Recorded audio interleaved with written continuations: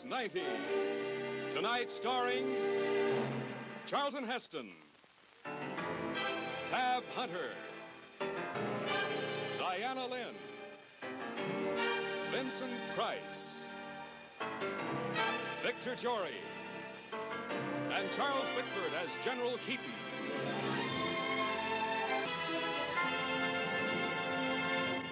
On Playhouse 90, your host for tonight, Jack Palance. Ladies and gentlemen, you're at an opening night. Tonight, television takes the giant step. This is the first presentation in a series of hour-and-a-half dramas, not once a month, but every week. Tonight's show, Forbidden Area, the exciting novel by Pat Frank, is adapted by Rod Serling, who won television's highest award last year. You are tuned to Playhouse 90, the most important new dramatic series in television. And the season starts in just 1 minute. And now, Forbidden Area. Directed by John Frankenheimer. Produced by Martin Manulis. This is the sky of a time yet to come. The sky over a world yet to exist. We are now looking at a group of the principal characters in this story. Designation, B-99s. Type, long-range bomber. Service, the Strategic Air Command, United States Air Force. These planes may never actually exist, and this story may never happen. But it is within the realm of possibility that it could happen.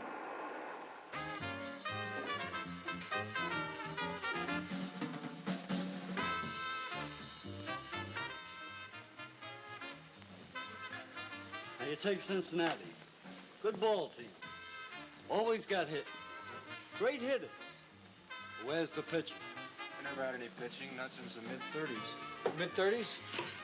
That's right. They had Derringer then, the mid-30s. That's right, Derringer and Bucky Walters. And Vandermeer, they had Vandermeer, too.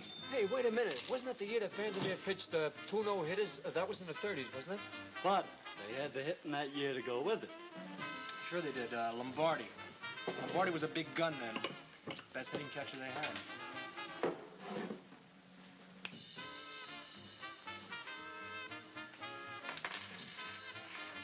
Who else? Who else what? Who else did they have? Wait a minute, let me see. Had,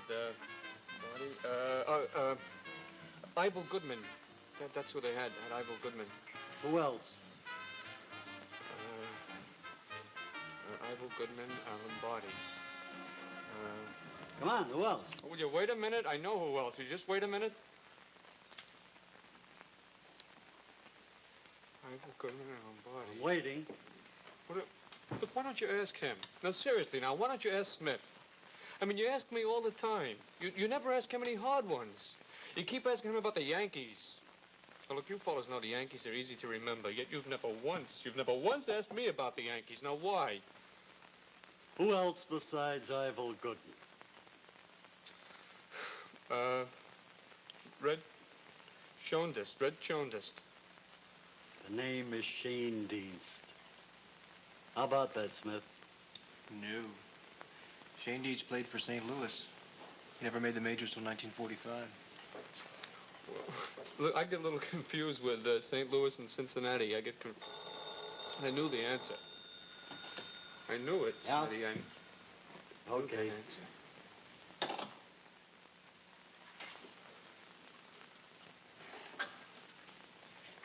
Smith, ready for you.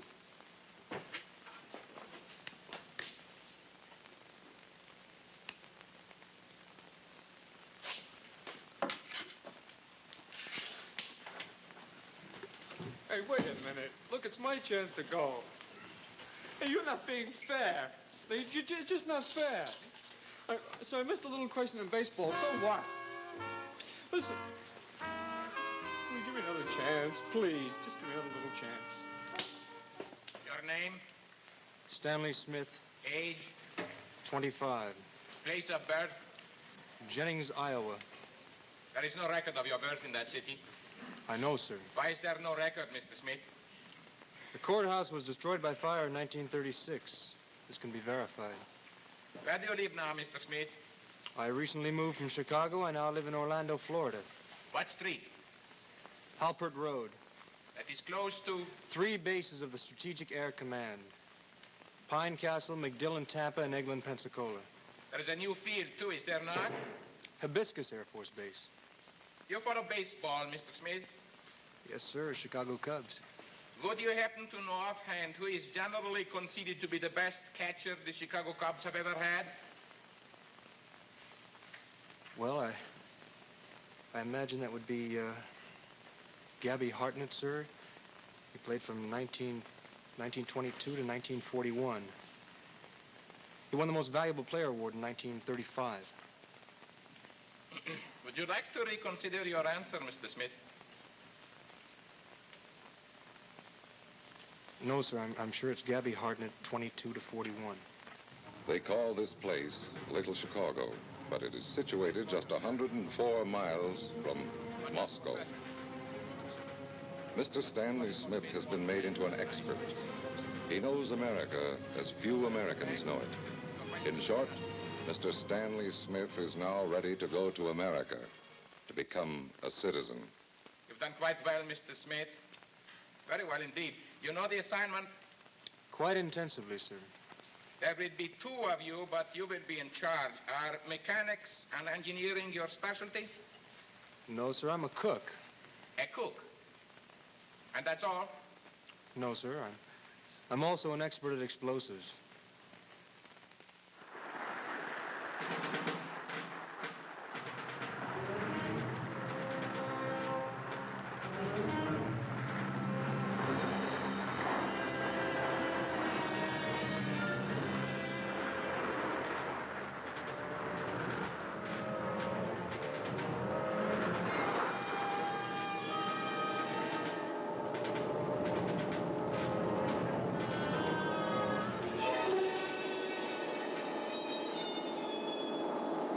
Assuming the weather is favorable, we shall land you here, this point on the Florida coast. There's a stretch of beach extending north and south of here, without any cottages or any people at all. You will find the highway due west about 6 miles. You need not separate until you're within sight of that highway. Then you know what to do.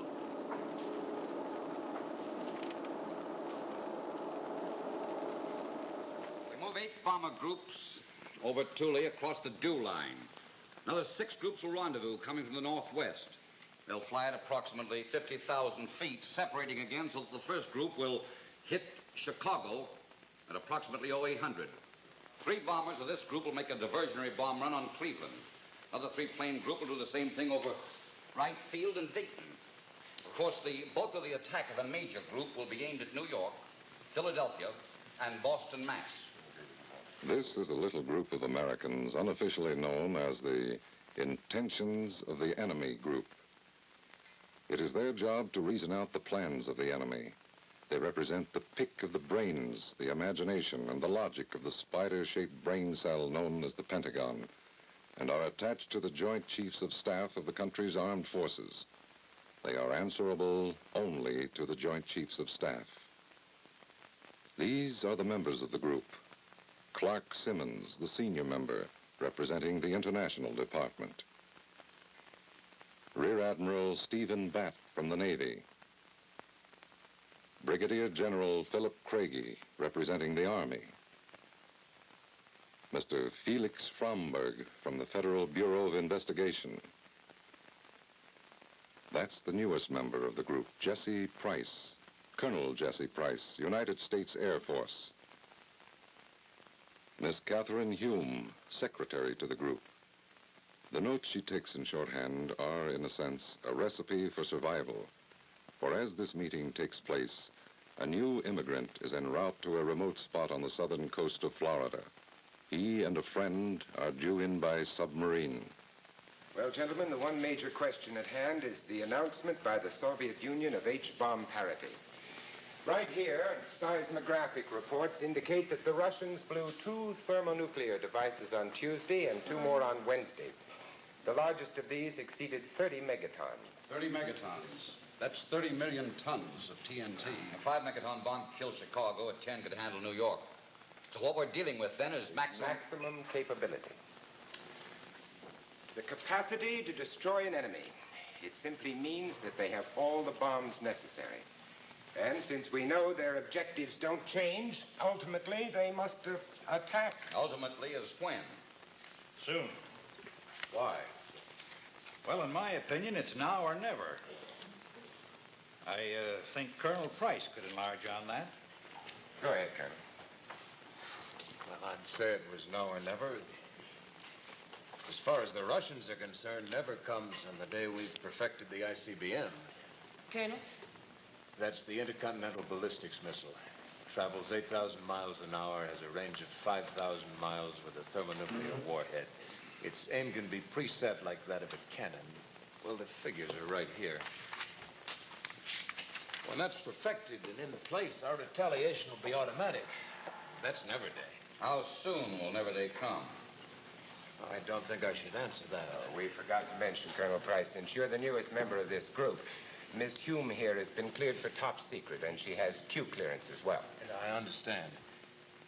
Anyway, all I could give you would be the target dates of our research and development people, and I'm not going to do that without their permission, especially in the presence of Miss Hume. Colonel, I'm afraid you didn't understand what I said. Your never day can hardly come sooner than 18 months, and I hope not later than 5 years.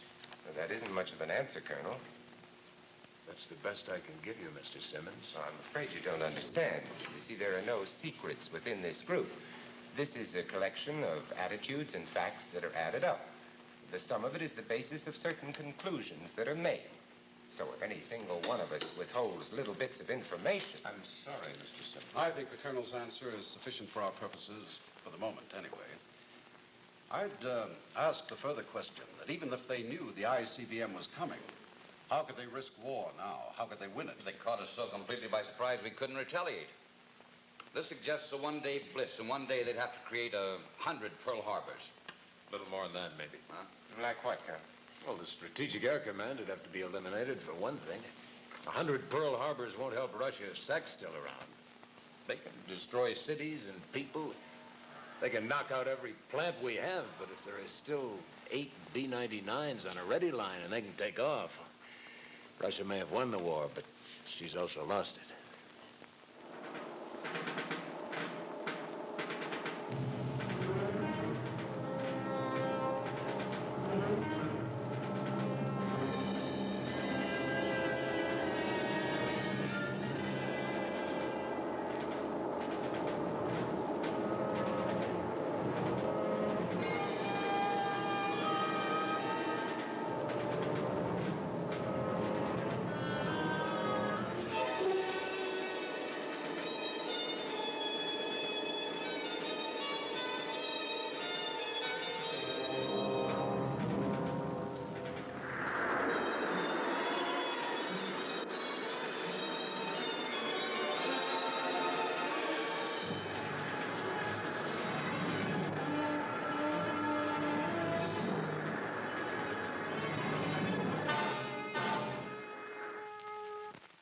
This is a year later, but in this closely interrelated world of people and places, the passage of time points to events and beckons the participants from many places. The Joint Chiefs of Staff of the United States and Stanley Smith and his companion from a submarine that started out in the Baltic Sea.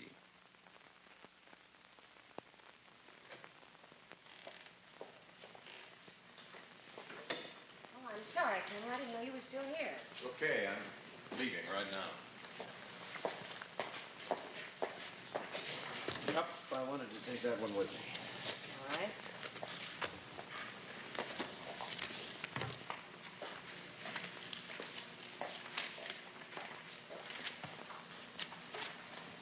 A lot of overtime on this job, huh? After a year, you get used to it. Well, that's right. It is a year for you now, isn't it? 12 glorious months. Nobody sang happy birthday. Maybe next year. Maybe next year. You know, a year ago, I had you practically pegged as a spy. Yes, I know. Mr. Simmons told me later he's been checked clear back to babyhood. Pure as the driven snow. Responsible as the commander-in-chief and dependable as a C-47. It's a funny thing. You work next to someone a whole year, just a briefcase length apart, and all of a sudden you realize you don't know them at all. It's the first time I ever saw you smile. Well, I don't think I ever saw you smile before either. Gonna be working late tonight? No, I just came in to clean up. Can I drive you home?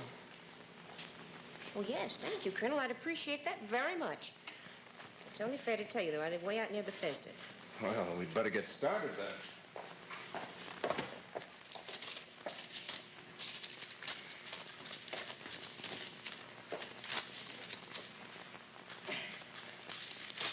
Sometimes in the doodling, you could read an awful lot.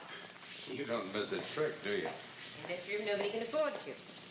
Yeah, you get a funny feeling sometimes. As if this were a last outpost manned by fortune tellers. If you slip up in one of the prophecies, you're dead. Delusions of grandeur. No, I don't think so. Well, better get started, huh?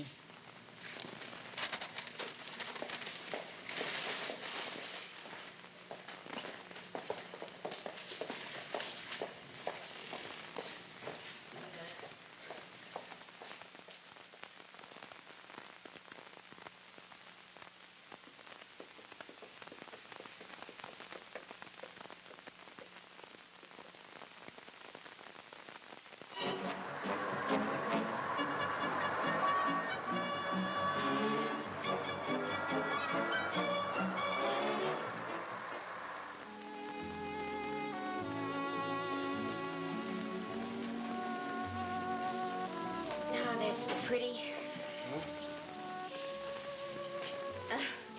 Amusing. No, I don't suppose you dance, Colonel. Why don't you suppose? Well, I don't know. You don't look like the dancing type. Old Air Force, old pilot. Part pilot, anyway. You mean because of your eye? You mean you hadn't noticed? Well, I didn't think very much about it, really. Where did it happen? What? Your eye. Where did you lose it? I didn't lose it. I know right where it's buried. Well, I'm sorry I keep saying all the wrong things. I don't mean to, really. You take things so Oh. sensitively, you make it very difficult for someone to talk to. I used to think that about you, too. I used to wonder what you were like without that pencil and pad. I've had in mind to ask you for some time. When 6 o'clock comes around, what do? Unplug you and stick you away in a closet? Is that how I strike you?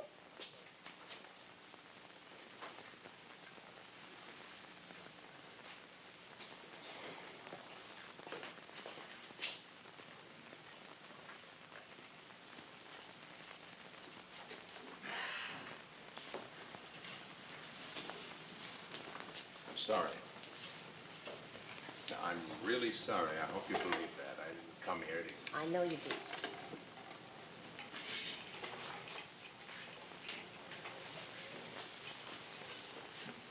So, how did it happen? Not much of a story, really. It doesn't take the years very well. Like old jokes at a veterans convention. Which war? There was a wing of B-29s based in Okinawa, 51, Korea. One group was supposed to go up the west coast and hit the yellow bridges. When they got over the yellow, they were jumped by 60 MiGs. We lost 9 up there, and 5 in forced landings in Japan. And the ones that got back to Okinawa, one had its hydraulics shut out and blew up after a belly landing. It's the last time we ever sent unescorted 29s up the yellow.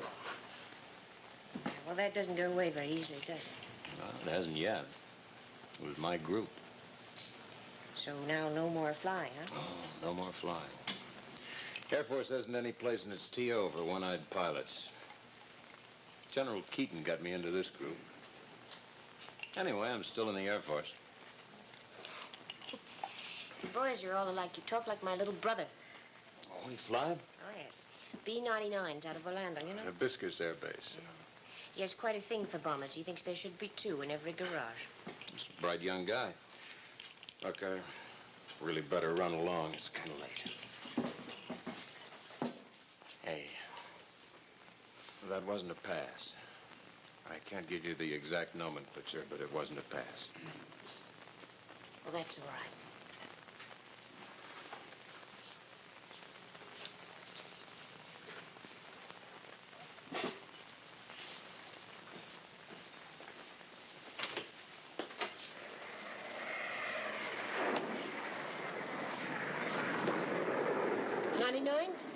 Yeah, that's what she is. Been times during this past year when I needed that sound to go to sleep. Well, good night, Kathy. Good night. Good night, who? Good night, Tessie.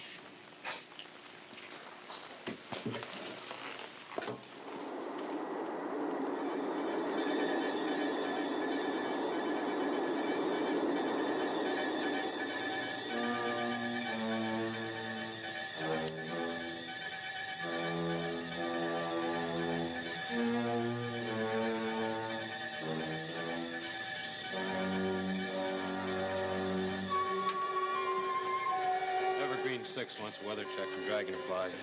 Got him on the scope? Yes, sir. 111 miles due southeast. Fine. Dragonfly, Dragonfly, this is Hibiscus Control. How do you read me? Over?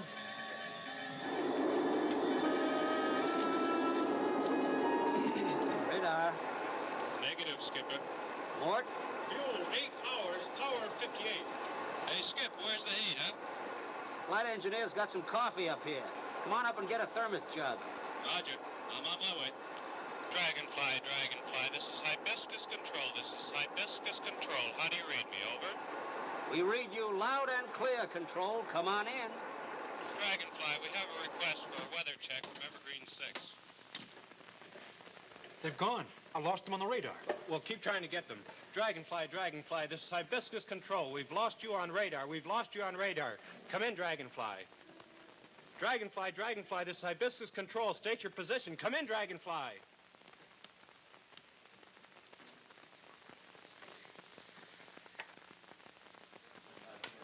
She was my ship. I had that baby checked over from the afterburners back to the tail. I tell you, there was nothing wrong with it. More coffee, General, coming? Oh, thank you. I've wired General Keaton. I think it's that serious. But if it's only structural failure or mechanical failure... You can't call it structural or mechanical. There isn't 1 inch of metal left to examine. We don't even know what sent it down. Hey, Cookie, you got those lunch boxes ready yet? We got 3 ships going out at 0400. Well, hold your horses, will you? See 3 ships at 60 minutes, 60 lunches. You know, I think they're nuts to send those ships up 3 hours after what happened. For all we know, they may be flaming coffins. You know, I just can't understand it. A ship goes up and just disappears. It don't seem possible. Why, just 3 hours ago, I was standing here, handing out the lunches, just like now. It just don't seem possible. Yes, Cookie. Hey, Smitty, you got that coffee ready yet? Got it all set right here.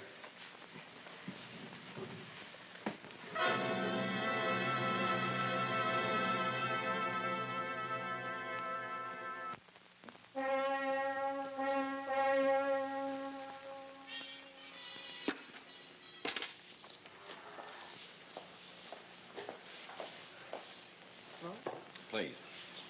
Well, I take it the crux of this report you've come up with is the Kremlin's awareness that what happens to air power in the first 24 hours of a war is of utmost consequence. Thank you. Essentially, that's it. Twice before in our century, we've had a chance to breathe after war started. While we breathe, we build. We could again if given time. They have to destroy our industrial potential and at the same time protect themselves against atomic retaliation. So that leaves us with our first objective, destruction of 65 to 75% of the largest cities and industrial complexes with populations, and destruction of those carriers capable of mounting an attack on Russia proper.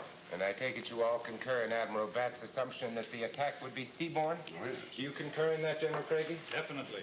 We have 600 submarines. 300 of them are capable of action against the shores of North America. 200 are equipped with hangars or rocket launchers or both. They can get within 500 miles of inland centers and coastal centers like Cleveland, Pittsburgh, Atlanta, Dallas, Youngstown, Bethlehem. And these cities will be fat, comfortable sitting ducks for them. These submarine-launched rockets can be dropped at a speed of approximately 3,500 miles an hour. Interception would be next to impossible. And the next step? It has to do with the destruction of the New York area. It's all in there, the way they do it. Submarines, seagoing tugs, maybe a couple of cargo ships with H-bombs in their holds. What about the casualties? It could be assumed that an attack from the sea would kill 40 million Americans. 30 million would die within the first 6 hours. Now, this is a very intensive report, gentlemen, very intensive indeed, but much too specific. Specific? Yes, we are a theoretical group. We deal in theory. This kind of report should come only from the Joint Chiefs of Staff. I'm afraid all of you gentlemen have overshot the field. I don't believe we have. I think if we can come up with a logical method of attack, we should do so. The problem calls for specifics. This is not the Joint Chiefs of Staff, Colonel Price. I don't know how I can impress that on you all too much. We must deal in theory and not specifics. Deal with this specific. 4 days ago, an Air Force B-99 disappeared over the Gulf of Mexico. Disappeared, vanished, without a trace. And what specific conclusion do you draw from that, Colonel? Sabotage? No, not yet. But the B-99's our principal weapon. When one goes down, that's one less we've got. I don't say one lost airplane necessarily equals sabotage. I just say it's a possibility that ought to be pursued. And you may pursue it, Colonel Price, on your own time, but not on the time of this group. Attention. Just a moment. Colonel Price, it's for you. Excuse me. Now, I tell you, gentlemen, the kind of report that I had in mind. What's expected of us is a set of overall intentions. If an attack, why an attack? In what general area, perhaps? For what general motivations? For what... Mr. Fromberg, we were talking about sabotage just now. In the opinion of the FBI, could SAC be taken out of play by sabotage? No, Colonel Price, I don't believe SAC could be successfully sabotaged. That was General Keaton's office. 4 more B-99s have disappeared. From where? All out of Hibiscus Air Base. General Keaton wants me down there right away. I'll leave tonight. It just occurred to me, Colonel, that you're on detached duty to this intentions group. You're not Air Force now. Mr. Simmons, 5 B-99s have been destroyed. Under those circumstances, I'm still Air Force. With your permission. And I think the meeting can stand adjourned.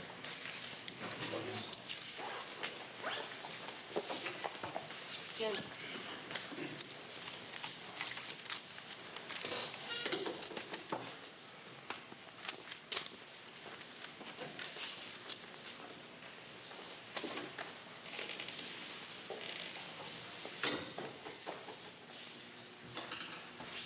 Jesse, my brother was, did they have any kind of a list? Kathy, he was on one of the ships. He's reported missing.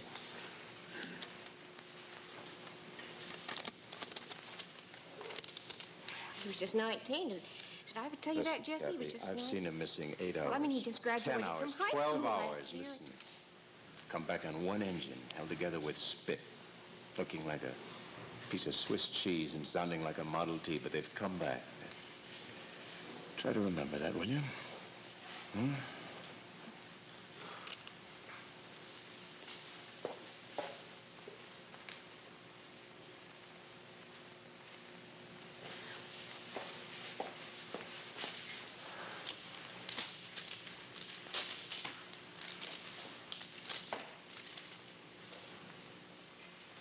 Sometimes in the doodling.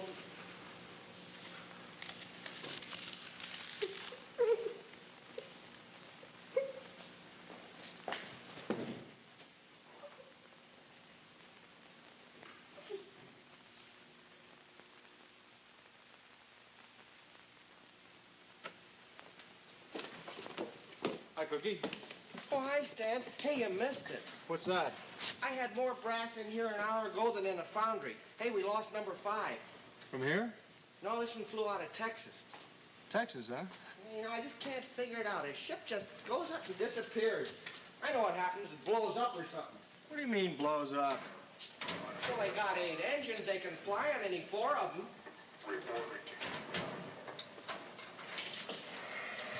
Aircraft structural design. What do you mean?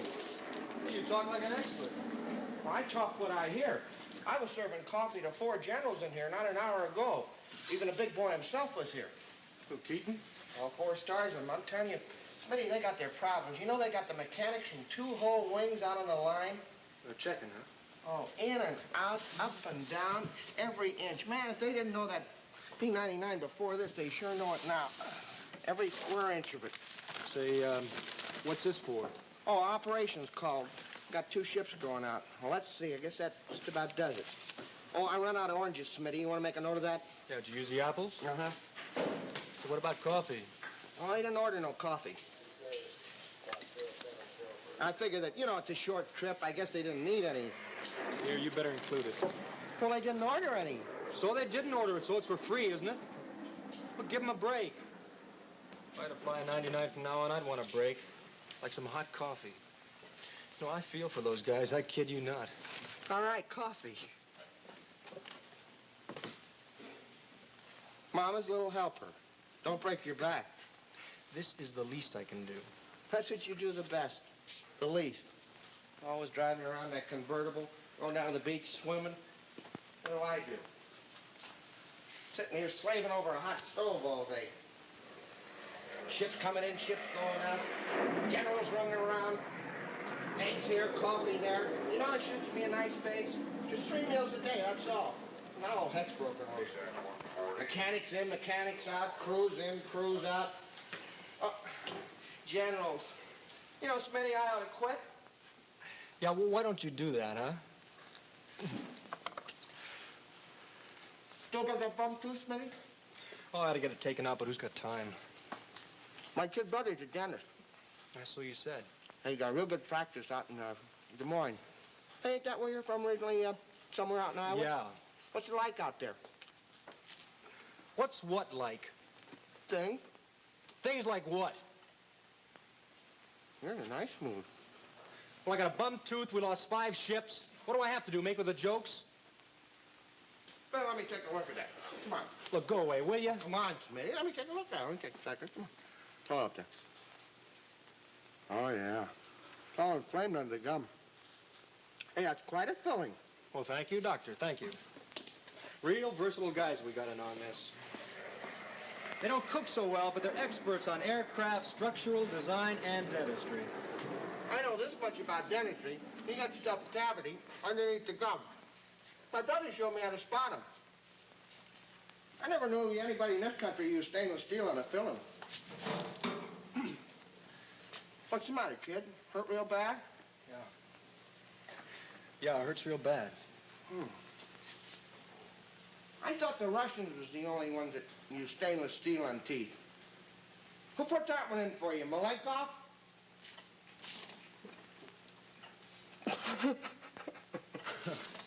Yeah, that was the guy's name, Dr. Malenkov. It was a dentist in Chicago during the war. Oh, during the war. Well, that figures, you know. They had all kinds of substitutes, lots of shortages during the war. That must be it.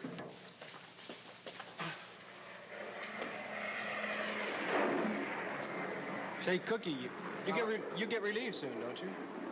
Yeah, that beats you. Why? Say, how about a swim? That beach is beautiful at night.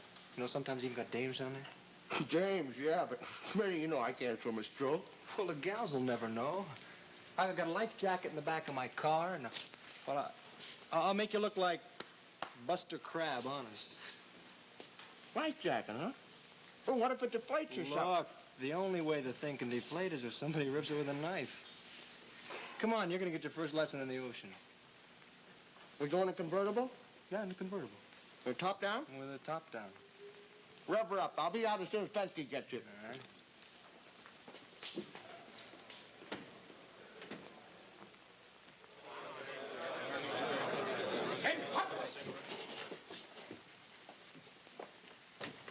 At ease. Gentlemen, this is General Keaton. I think we all know each other. This is off the record and informal.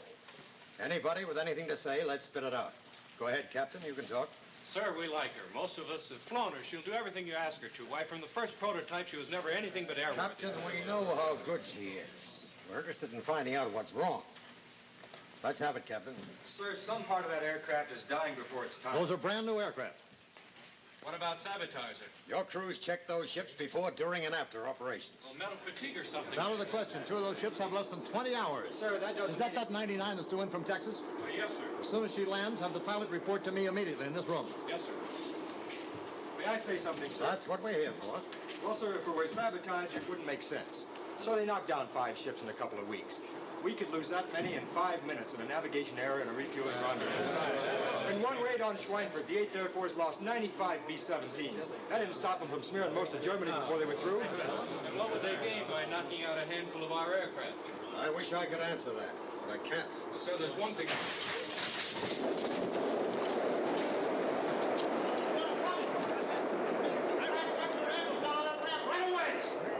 General Keaton, look, right up there. Lieutenant, I want all available men. Every man that you've got out of that ramp. Get them out there. This one's got a survivor. Be buried 301. Have every man that's in that ramp get out of that ramp as fast as he can.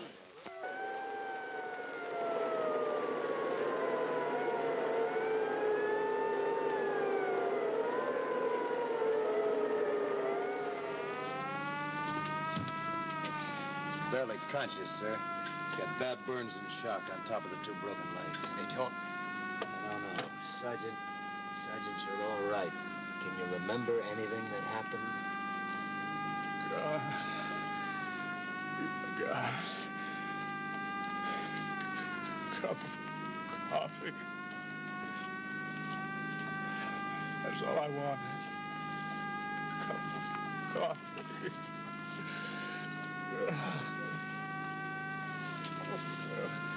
I still think it's sabotage, sir. I don't see how it's possible. See how a saboteur could get on a SAC base. Security's been doubled all over the government. I can understand maybe one treasonable or demented soldier, Jesse. That ship came in from Texas. That means there'd have to be 2 demented soldiers on 2 separate bases. And that seems beyond credibility. I think I know what's blowing them, sir. Pressure bombs.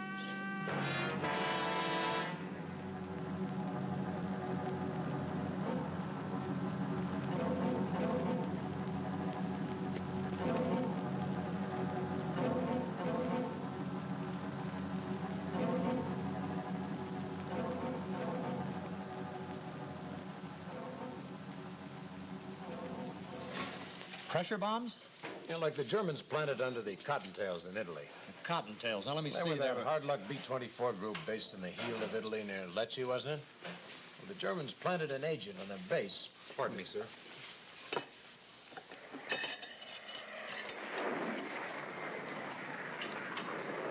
The ships would blow up on their way to the target, usually just as they were forming over the Adriatic between 8,000 and 9,000 feet. And what were they like?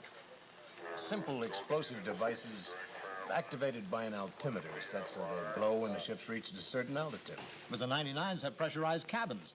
How could a pressure bomb work today? Yeah, but sea level pressure isn't maintained in the cabins. You don't even start to pressurize till you're past 10,000. When you're at 25,000 feet, the cabin pressure's around 12,000. So that must be where the bombs are set to go. What makes you think they're being planted on the 99s? Well, it's the time factor mostly. Like some more coffee, sir? That'll be all, thanks.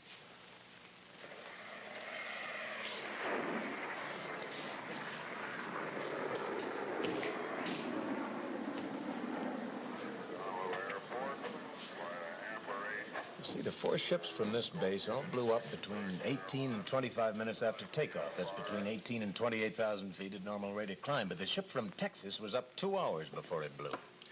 Now, it occurred to me that that ship's flight plan must have called for a low level at the start of his mission, ducking under radar, waiting for escort, something like that. Now, if my hunch is right, that ship blew at the same altitude as the other 4. It is right, isn't it? That's exactly right. I think you've got something, Jesse. We'll authorize SAC to stand down for 24 hours. There'll be complete inspection of all aircraft, particularly in all openings accessible to ground crews. You better write that up as an order for me, Cummings. Yes, sir. I want it circulated out of Omaha immediately. That's General Lundstrom out there. The poor devil is already breaking his back, getting ready to reconvert B-47s and 52s. If and when that order comes. You mean the 99s might stand down for good, sir? We may not have any choice, Jesse. I've been on the phone for over 2 hours today with the Secretary of Defense. And there have been top secret wires from at least 10 congressmen, most of them members from important committees, demanding that we ground the 99s until we find out what's wrong. We better get started. If the enemy wanted to attack us, General... Later, Jesse. Now, hear me out, sir. They want those 99s grounded. Now, they can't get all of them by sabotage. They can only take care of 4, 8, maybe a dozen. But if they get that many, we'll do the rest of the job for them. We'll ground all of them. How long will it take to convert the 47s and 52s? 3 weeks for the 47s and 2 for the 52s. And during those 2 or 3 weeks, we wouldn't have a deterrent force. They could bomb us, but they couldn't be bombed back. There's your motive. Do you have any up now, sir? 99s? I've got 5 up, and I'm getting them down right now.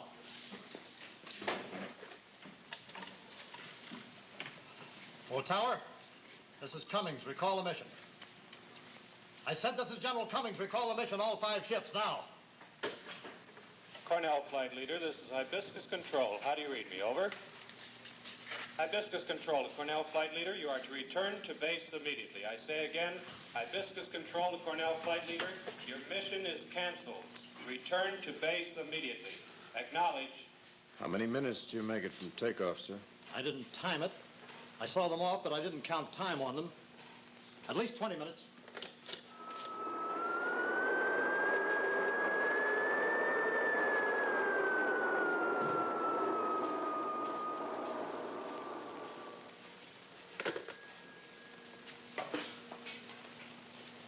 Sir, we couldn't raise 2 of them.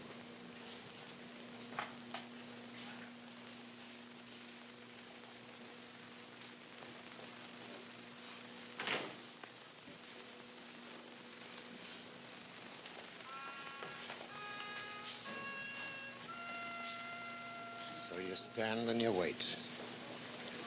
Like a mother hen counting her chicks on the way home to roost. Like England. Like Italy. Like every place you've ever been. How right you are. Hey! Where are you, Betty? Betty, the thing that hold me up! Betty, help me!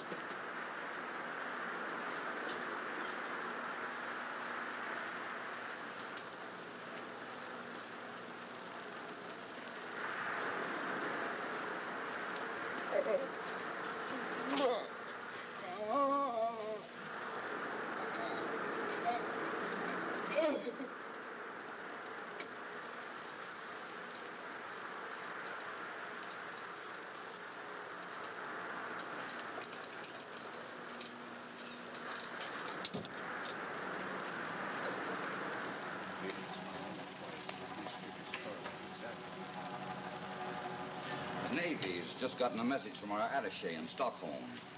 On 5 December, a Swedish patrol vessel sighted a flotilla of 12 submarines passing out to Skagerrak. As of this minute, we've lost 8 B-99s. The rest are grounded for 24 hours. And the time lag to convert the 47s and 52s isn't top secret. That 2 weeks is common knowledge. That's 2 weeks when we're naked. As long as the 99s stand down, we don't have a deterrent Air Force. Assuming that flotilla you mentioned was headed for our Gulf ports, as our forecast calls for it to do, how soon do you think they'll reach their target area, Steve? They give them 17 knots on the surface, nights. Give them 11 knots submerged during daylight hours. There's 15 hours of darkness, average, each day. Well, we'll move them west, just south of Iceland, 30 degrees west. Then due south, and west again. They could be in firing position by 9's 99. 5 December. They could be in firing position 24 December. Certainly not later than the 25th. Of course, that's only a guess.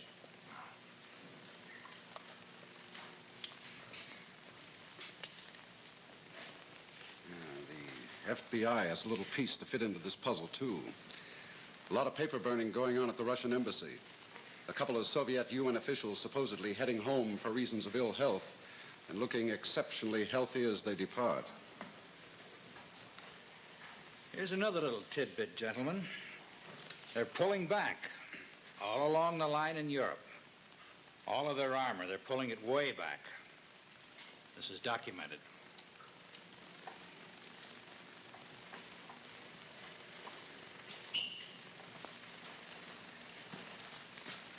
It's coming, isn't it? Yeah, I'm afraid it's coming. And I think very soon. Yeah. Soon. I think on Christmas Eve. I think on Christmas Eve because I don't think anybody in this country can get very excited about an enemy attack. The holidays coming on. Except maybe in this room, a few other rooms. Just as Sunday morning was the right time to hit Pearl Harbor because so many officers and men were ashore off base. So Christmas Eve is the right time to destroy the United States. Every man in uniform that can get leave will be home. There'll be skeleton crews at every duty office and command post and AA rocket emplacement and interceptor field in the continent. Key men in government will be scattered all over the map. Every captain in the Navy will try to have his ship in port and his men on liberty. Is that right, Steve? That's a custom. And who wants to fly long-range search the day before Christmas? What about the men in the radar huts up in the dew line? They're going to be thinking about mail and family and girls on Christmas or watching their screens for pips. Well, what do you think? Anybody, what do you think? It's a pretty frightening conception. Nightmarish. Lord knows what Simmons is going to say about this. He's flying back from London today. He'll be here tomorrow. Well, it's got to be a part of our forecast of Russian military action. Absolutely. It's due in first thing tomorrow morning. Surely Simmons will agree this time factor should be attached. Of course he will. And it will be. Let's get started right now. How do we begin? Start with the usual top secret, eyes only forecast of enemy action. Yes? Yeah. I suppose the opening sentence should be something to the effect that we of the Intentions Group believe that the enemy will attack the United States on Christmas Eve, 24 December 19. Across an ocean and a sky, there's a rumble like dull thunder as an enemy army goes on the move. A ponderous giant with many arms and legs heading east. And through cold, quiet waters, the snorkels start to move. They head west. There's the quiet hum of 600 diesel engines, like an orchestra tuning up. Only this will be a symphony with no melody save the death cry of an anguished victim. The plan? Pick a time, then slaughter. Pick a time, like when free men worship the Prince of Peace. Then strike. The plan? Course west. The victim is busy with his Christmas trees. Morning. Morning, sir. Morning. Morning. Shut the door. Will you gentlemen gather around the table, please?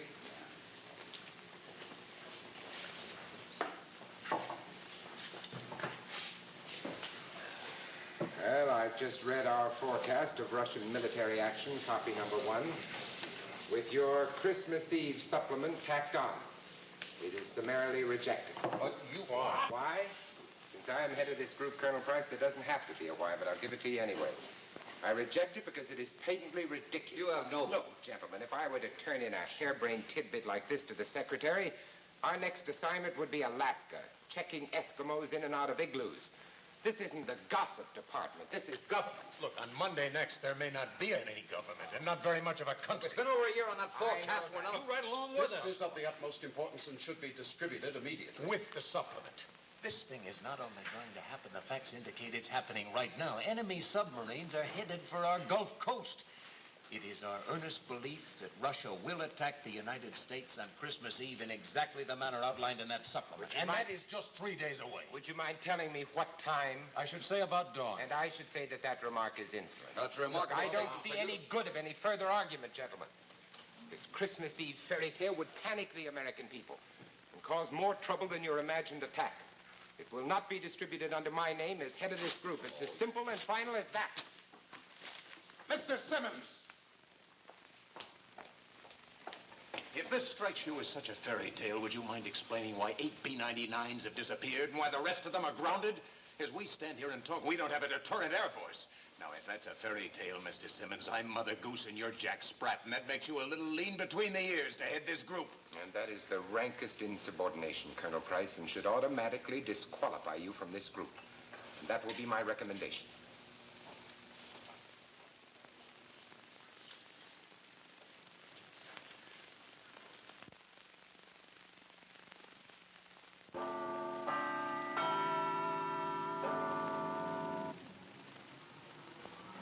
There's a wall around awareness in this pre-Christmas season.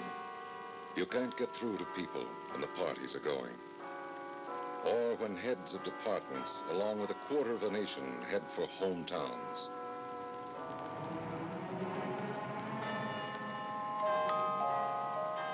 A handful of frightened men push a panic button, but the sounds of shopping drown out the alarm.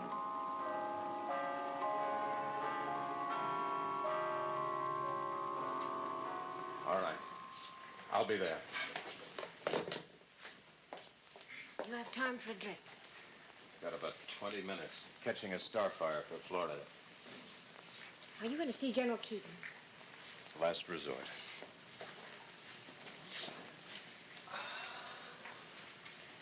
Jesse, I think the world is too much with us.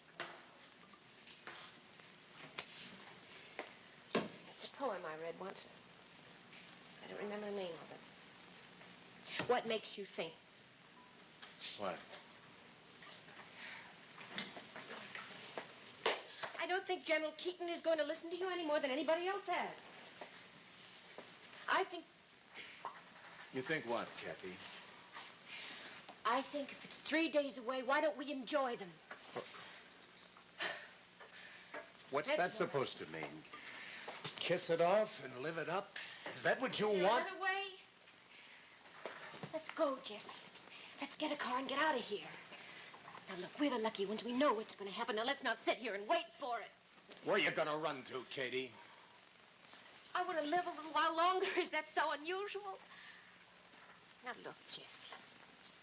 We can squeeze those 3 days' drive, everything they have. I want to listen to music. I want to be made love to. May God forgive me, Jesse, but if they're going to blow up the world, let's make it worthwhile. How do you start? By shutting off your memories, by the numbers, like the memory of that kid brother of yours burned to a crisp? Stop it! Stop it! Are you serious? Stop! Look, we're still breathing. We're deaf, dumb, and blind, yeah, but we're not dead yet. That's what I think, Jesse. I'm sorry. Well, don't waste time being sorry. There'll be time for that. There'll be plenty of time. When the cities go one by one, you can be sorry. When the first 30 million people die screaming in the streets, you can be sorry. Just lay off being sorry now, huh? Self-pity's something we're going to have plenty of. But maybe all we will have. Jesse. It's just that I love you.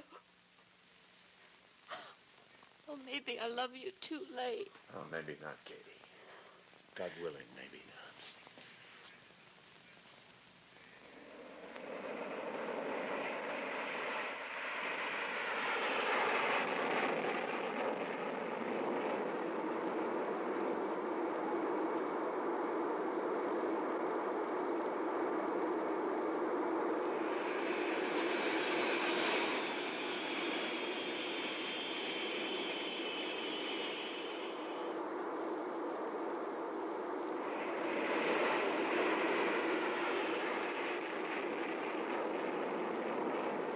Yes, I know that.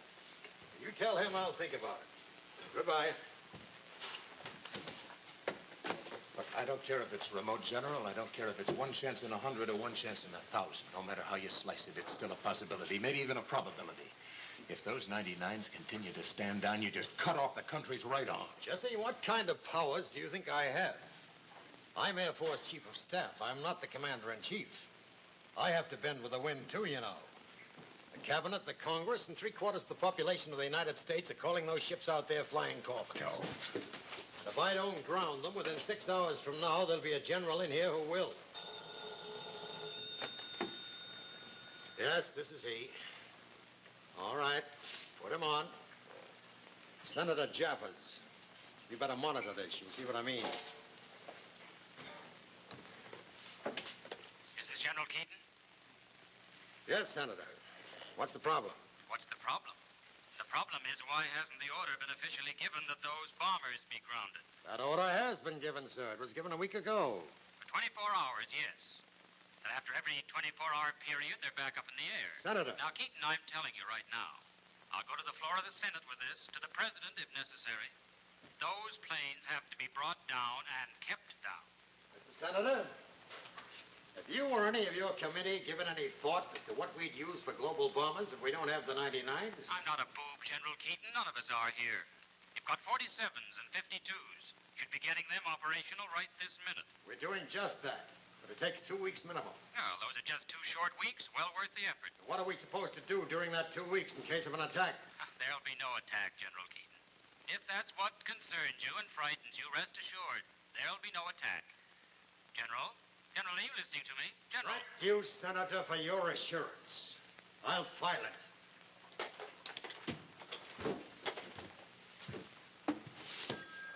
You catching on now, Jesse? You see what I mean by pressures? You've lived with pressures since you flew Jennies. And I think you know as well as I do that somebody better get to the President of the Congress or anybody who can see our point of view, because if you don't, we're going to wake up on Christmas morning up to our ears in rubble. Everybody in my group's gone to someone higher up trying to get this thing over Simmons. I went to the Secretary, Bat went to the Navy, Craigie to the Commanding General, Fromberg tried for hours. All he got was a chorus of Merry Christmas. Listen to me. This isn't colonel to general now. This is man to man. I'm a one-eyed, wing-clipped relic of the propeller age, but from where I stand, it looks like it's up to you. You know, I've always thought of you as 1/3 CO, 1/3 father, and 1/3 God. Don't change my mind and make me think you're a complete brass-studded 4-star idiot. I ought to bust you to captain for that crack, Colonel. And then bust you in the nose.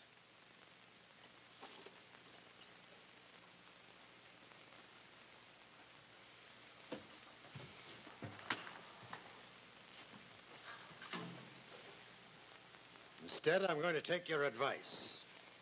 The 99s aren't going to stand down anymore. I've got 5 ships out there waiting to go, but only one will go, and I'll be on it. General, you can't. No more back talk. You get up in that tower, and we'll talk. We'll find out what's wrong or bust. Right now, right this minute.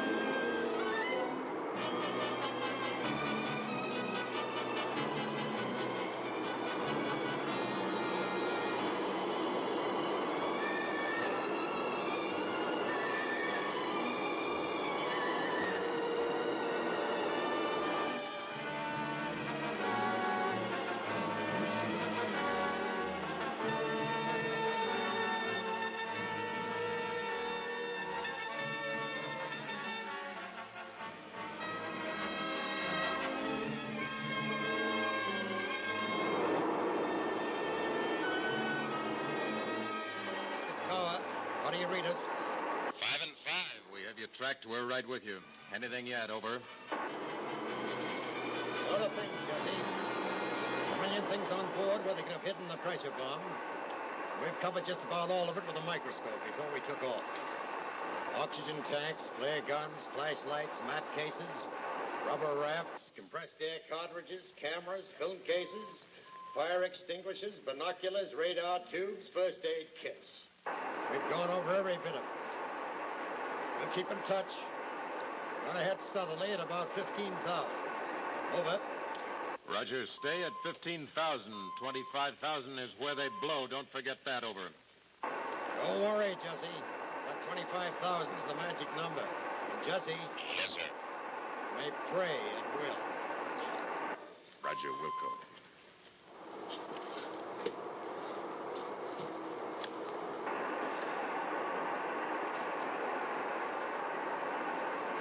What's some coffee, General? It'll be fine. I'll send down for some.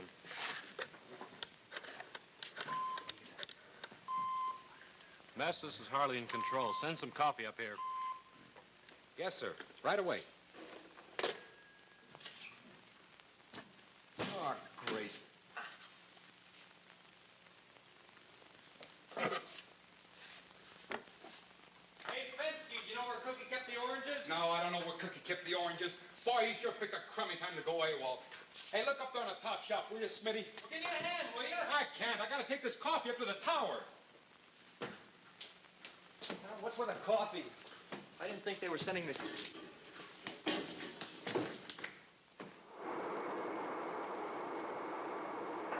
Hibiscus, it's Carol. Over. Carol? This is Hibiscus. Go ahead. We're at 23,000 foot level. Here, Oster. Nothing yet, Jesse. Not a tremor, not a power failure, not anything. What's doing the coffee? It's inside. Why? Can you stay at that level for a few minutes, then start to take it up slowly? See if you get a hint of anything. Over. Will do, Jesse. We'll stay at 23 for another 2 or 3 minutes, then go on up. Over and out. Excuse me, sir. There's been a mistake. The other guy brought you the cold coffee. I'll take this back and get some hot right away. All right, but make it snappy, will you? Yes, sir. Well, I don't care if it is cold. Open that, will you, Captain? Oh, excuse me, sir. We've got a good rep down there for making good hot coffee. I want to serve the best. This'll do just fine. Sir, this stuff is crummy. Now, look. What does a man have to do in this base to get a lousy cup of coffee? Well, I was just trying to explain Well, to you. spare me, will you? I got 7 men up there all set to get spit out between hell and breakfast. Forget it. Just clear out and forget it. Yes, sir. We'll cruise at this altitude for a minute or two. How about a cup cool? Coming up, sir. Like the man said, it's a wonder we won the war. All I wanted was a cup of coffee. Coffee. Take over for a minute.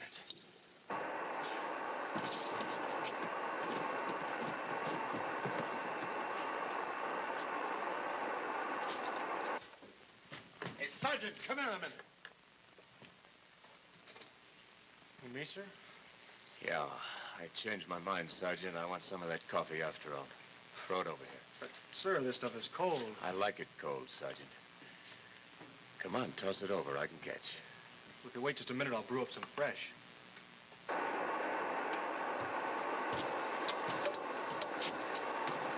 The coffee, General?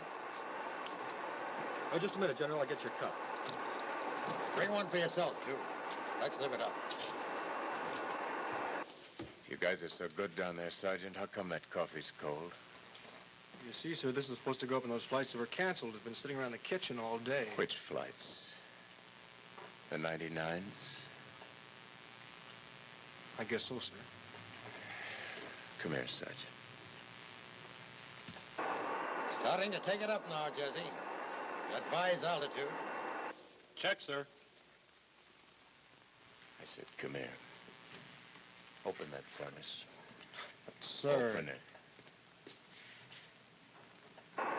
23,500.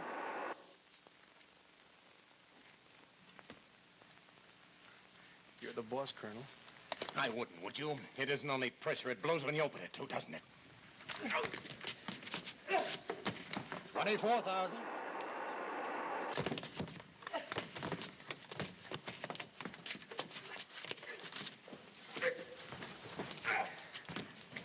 What's going on?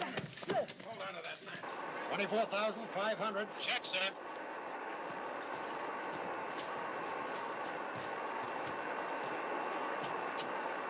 Here we are, sir. Carol, this is Hibiscus. Urgent, over. Carol, Hibiscus. What's the problem? Over. It's the thermostats, the thermostats. I got the man down there. Put him in. Keep going. Come down fast and don't hit 25 over. Take it down. Take it down.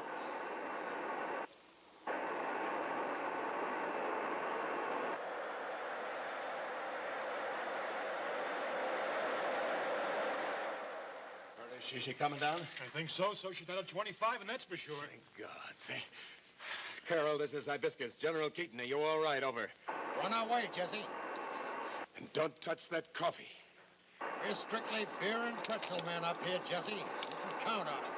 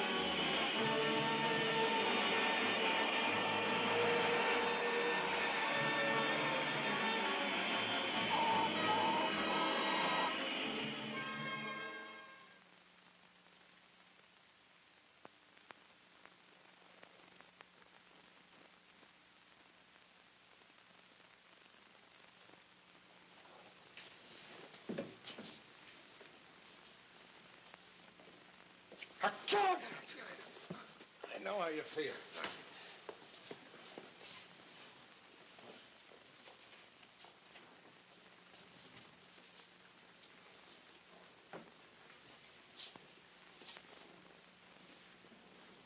Sit him down. Over here.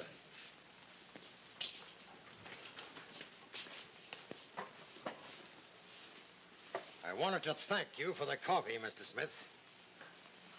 But you needn't trouble yourself to make any more. That won't be necessary. I'm an officer in the Red Army. I demand to be treated accordingly. You're not in a position to demand anything. And if you're an officer in the Red Army, you're in the wrong uniform. You see those guys out there? I could throw you to them. They got an axe to grind. 180 of their buddies are in the Gulf someplace, torn to bits because of you. Now, if this were your motherland, Mr. Smith, and the situation were reversed, you boys would really go to work, wouldn't you? But we don't go in for that sort of thing. Did you ever hear of sodium pentothal, Mr. Smith? It's called truth serum. It'll make you feel wonderful. You'll soar like a bird. And you're going to sing like one.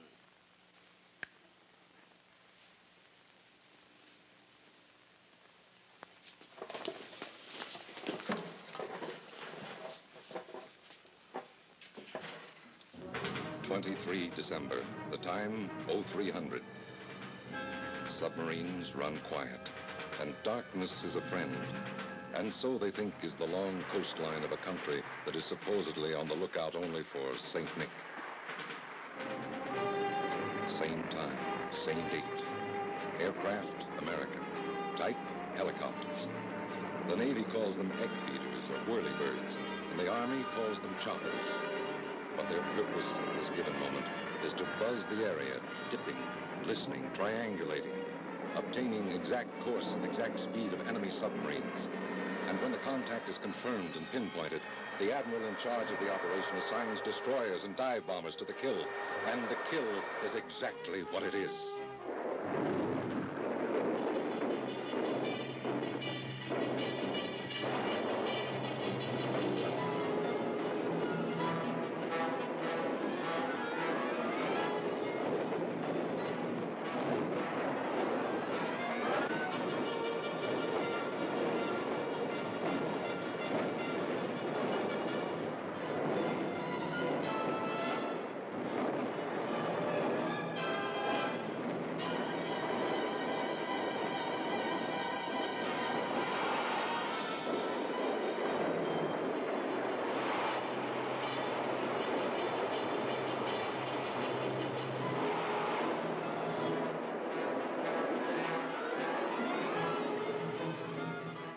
This is Conrad. The next voice that you will hear will be that of the President of the United States. Fellow countrymen, and those within the range of my voice everywhere, there now appears to be no doubt that an attack on the United States is underway. As of this moment, the United States is in a state of civil defense readiness. I think it is reasonable to assume that this attack will fail, for the enemy has been caught off balance. There have been no bombs as yet to fall on American soil, and every hour has brought news of contact with enemy submarines and their destruction. More than half the long-range bombers of our Strategic Air Command are now aloft. Some are at this moment within striking range of the Russian cities. They are armed with thermonuclear weapons that can utterly destroy the Soviet Union.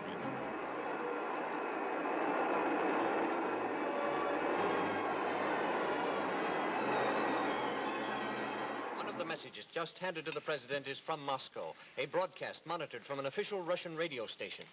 The Soviet Presidium has announced an almost blanket change in its membership. Except for 2 deputy premiers, all former members have resigned. It was further announced that Marshal Leonid Volodny, long considered an outcast in the Russian political scene, has assumed the premiership. A further bulletin. The new Soviet premier has just announced that all forces now engaged in maneuvers are being recalled. He admits that the unhappy disposition of these forces provided unchallengeable grounds for hostile action. Therefore, all Red Navy ships adjacent to North American waters have been ordered back to home ports, and the Red Air Force is ordered to remain on the ground. This is as close as the Kremlin can come to surrender without losing complete control of the Russian masses. The President now has a decision. What about those submarines not yet destroyed? They're surfaced, ready for escort back to Russia. But I think we should sink them. Sir, you've got a lock on them. Ground, sea, and air. You can hit them where they live, safely. We caught their fleet at sea. Their planes must be massed on their bases. All we have to do is to proceed according to plan. We can smear every base, every industrial complex, once and for all. We can eliminate them now and forever. This is self-preservation, sir. Our children can live in peace.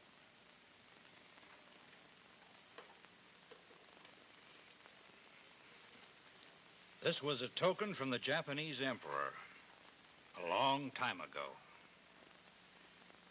in appreciation of America's forbearance in victory.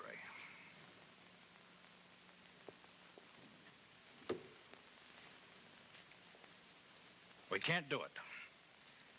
Gentlemen, I'm not going to pull the trigger. If we can have peace with no more bloodshed, then I think that's the way it must be. You'll provide escort for their submarines and recall the Strategic Air Command. So there never was an X day, or a D day, or an H hour. The cities lived.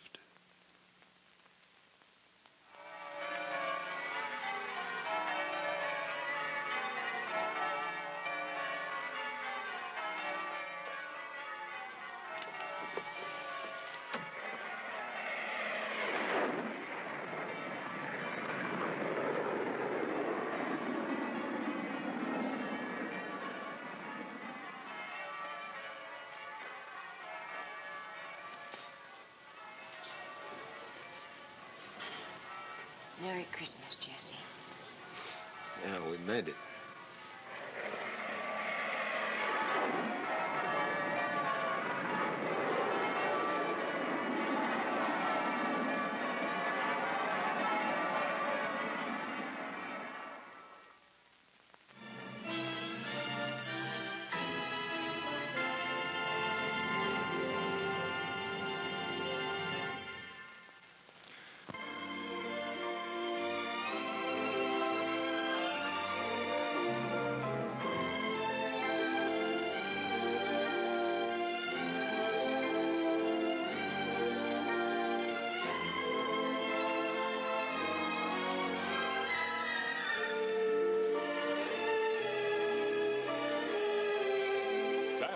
appeared through courtesy of Warner Brothers Pictures, producers of The Girl He Left Behind.